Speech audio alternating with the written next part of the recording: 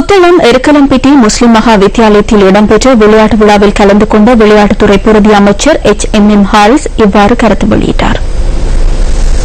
எங்களால் உருவாக்கப்பட்ட மைத்ரிபால சிறிசேன ஜனாதிபதியோடைய தலைமையிலான ஆட்சியில் எங்களுடைய தலைமை சக்தி வாய்ந்த அமைச்சராக இருந்து கொண்டிருக்கின்றார். எங்களுடைய தலைமைக்கு எதிராக கட்சியின் ஏனைய பாராளுமன்ற உறுப்பினர்களுக்கு எதிராக இந்த கட்சியில் உருவாகி வெளியேறி சென்றவர்கள் வசைபாடலாம்.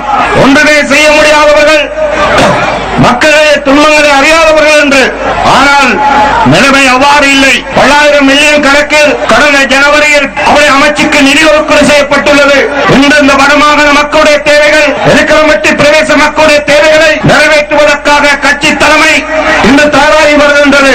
வர்த்தகம் புரிவதற்காக உருவாக்கப்பட்ட ஒரு இயக்கம் அல்ல.